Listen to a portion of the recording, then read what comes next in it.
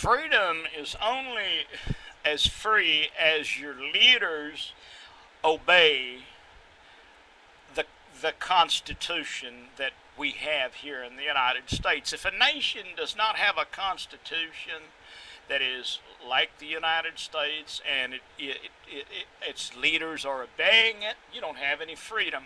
A lot of people say that European nations are free because they elect people, yes, but they don't have a constitution that gives individuals their constitutional rights, and the government leaders do not stand there and limit government and guarantee those rights to the people. They empower the government and the rich, and this is what the Soviet Union has done. It has empowered the same rich group of people that worked for the Communist Party. When it so-called collapsed and became a free elector, just because the country elects their officials does not make them a free nation. It's only free when you have a constitution that limits the size of the government, breaks the government up into little entities that cannot rise in too much power.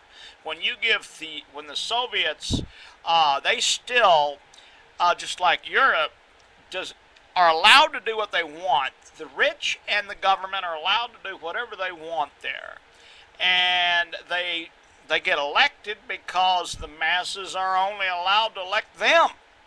And so communism has not fallen in the Soviet Union. It's just put a different mask on. And the Soviet Union is still the same. It has backed off on its control.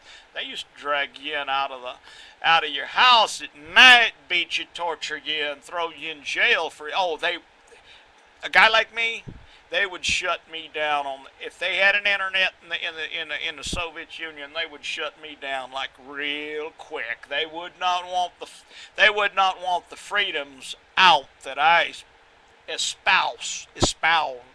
And so it used to be a real controlled system, and it opened up, but only to give the people enough freedom so that they become excited and happy servants of a different kind of socialist state control. And the Soviet Union does not have a constitution. In fact, the United States is the only free nation in the world.